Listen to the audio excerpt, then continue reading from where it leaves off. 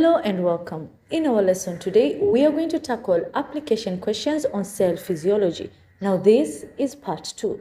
If you haven't managed to watch part 1 of the video, please do so as this is a continuation of that video. Now let's start. So our first question goes as such: an experiment was set up as shown below and left for 30 minutes. So we are having a whisking tubing containing sucrose solution. Now sucrose solution is simply sugar solution. This has then been immersed in a beaker containing distilled water. Part A, state the expected results. Now, let me take you back to our previous lesson. We say that whenever you have to answer or explain yourself in terms of osmosis, you should break it down into 3 parts. Part 1, identify the concentrations of the 2 solutions. This simply means that identify which solution is hypertonic and which is hypotonic. Step 2, net movement of water. Where do the water molecules move to and from? Now, in this case, water molecules will always move from a solution that is hypotonic to one that is hypertonic. Lastly, what are the effects of this? So, by gaining or by losing water, what has this brought about? So, if we look at our setup, sucrose solution will be hypertonic to the distilled water. So, in all cases, when you have distilled water and sucrose solution, the sucrose solution will be hypertonic to the distilled water. So that is our first step. We've identified the concentrations of the 2. Movement of water molecules. The water molecules then will move from the distilled water, which is hypotonic, to the sucrose solution. Now, when talking about movement of water molecules, always include these 2 things. Number 1, state that the movement occurs across a semi-permeable membrane, which in this case is the whisking tubing. And number 2, that this movement of water is facilitated by osmosis. Now, what will happen to the whisking tubing on absorption of water molecules? It's going to gain water and therefore swell. Okay, now let's tie all of these together to get our observation and the explanation behind it. Now, our observation is that the whisking tubing will increase in size. What is our explanation? Sucrose solution is hypertonic to the water molecules in the beaker. Therefore, water molecules will move into the semi-permeable whisking tubing by osmosis. This causes the whisking tubing to swell, and that is that.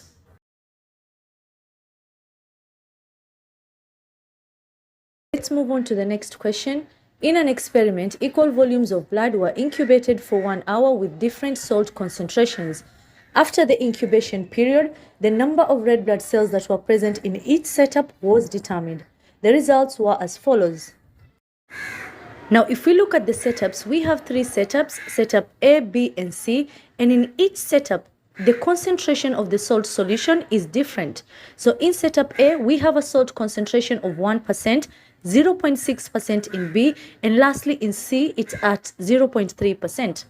Now, the number or appearance of the red blood cells after incubation was different in each case. So in setup A, they were normal. We have red blood cells that were the same number and that were normal in appearance. In setup B, the number of red blood cells had decreased. And lastly, in setup B, there were no more red blood cells. Now, we are supposed to account for the results in setup A and C. That simply explains what happened. Now, when talking about the effects of the concentration of a solution to a cell, we divide the solutions into 3. The solution can either be isotonic, hypotonic, or hypertonic. Now, I want to focus on the isotonic solutions. Isotonic solutions are 2 solutions that have equal concentrations. They have the same concentration. Now, if you had such solutions, what will happen is that osmosis will not take place. Why? For osmosis to take place, there needs to be a concentration gradient, a difference in concentration. And this is not present in isotonic solutions. And that is what happened in setup A. In setup A, the concentration of the solution, of the salt solution, was isotonic to that of the red blood cell. And therefore, there was no net movement of water and no change whatsoever. So the red blood cells appeared normal after the incubation period. Now, in C, what happens is that the salt concentration has been lowered even further from 1% to 0.6% to 0.3%. Now let's look at B. We are having a decrease in the number of red blood cells.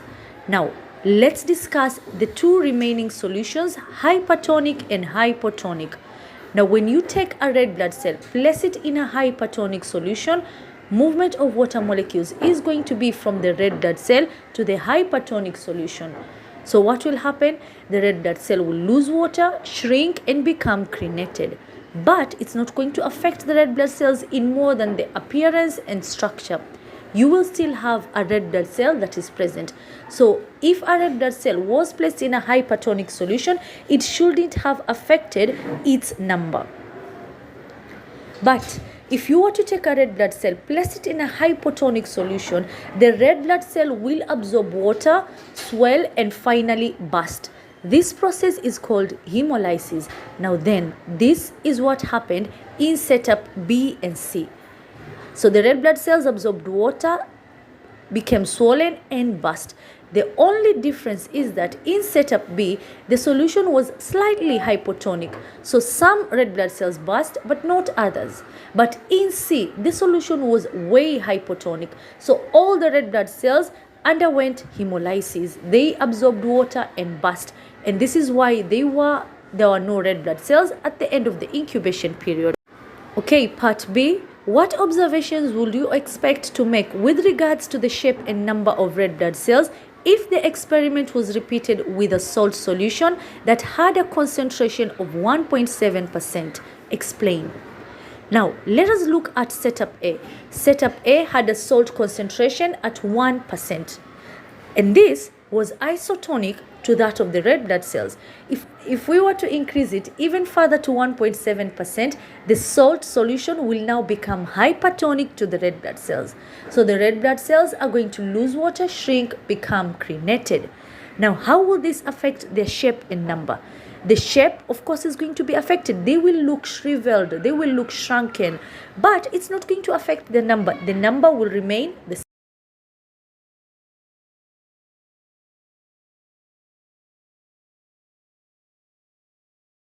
Next, the following setup was used by students to investigate a certain physiological process.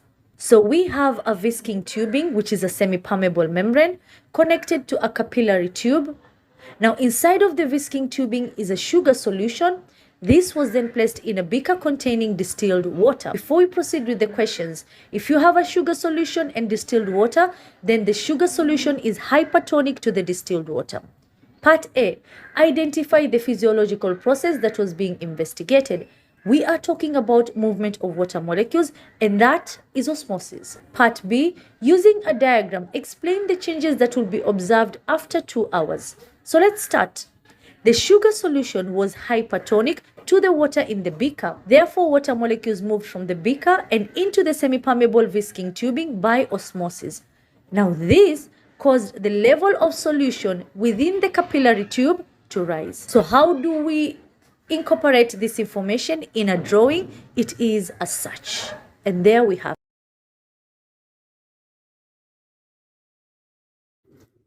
our last question. Now I saved the best for the last. So let's do this. A group of students set up an experiment to investigate a physiological process. After some time, the students observed that the level of sugar solution in the potato cavity had risen. So part A suggests a possible physiological process that was being investigated. We are talking about an increase in the solution. Now, how does this happen? By increasing the number of water molecules. So if you're talking about water, that means that this physiological process is osmosis. Part B, account for the rise in the level of sugar solution in the above setup. Now, in this setup, we have a fresh potato. Now, as you can imagine, in this potato, it might seem small, but cells are even smaller than that. So it's going to contain numerous cells. Now, not all of these cells will have contact with the sucrose solution. Only those cells that are located closer to the cavity will. Now, before I start with the explanation, I would like to say this. When talking about osmosis in plant cells, you have to mention the sap vacuole. Why? Because you're actually comparing the concentration of the sap vacuole to that of another solution. Now, the reason for this is because the sap vacuole is the organelle that is responsible for storage of salts and sugars in solution form in plants. The sugar solution present in the cavity was hypertonic to the sap vacuole of the potato cells that it was in contact with. Now remember, water molecules always move from a region that is hypotonic to that which is hypertonic. So water molecules moved from the sap vacuole across the cell membrane and into the solution by osmosis. So these cells became highly concentrated by the loss of water. So what happened to them? They then drew water from the neighboring cells by osmosis.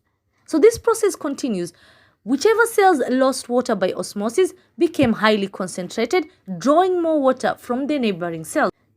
So this process continues until water is withdrawn from the distilled water that is present in the trough. Now finally, what are you going to see? You're going to find that the sucrose solution increased because it's continuously drawing water from the neighboring potato cells. Now within the trough, you're going to have a decrease in the water level. Part C, state the observation that will be made if the experiment was repeated using a boiled potato. Now, by boiling, you're actually killing the cells and destroying the cell membrane. So that means that osmosis cannot take place. So the level of sugar in the potato cavity will remain the same. D, explain how changes in temperature and pH will affect the working of the cell membrane. Now, the cell membrane consists of protein molecules that are sensitive to temperature and pH changes. So, extreme changes in temperature and pH will alter the structure of the cell membrane and interfere with its functioning. And that, ladies and gentlemen, brings us to the end of our lesson today. Thank you for your patience. I hope that the lesson has been beneficial to you. See you next time.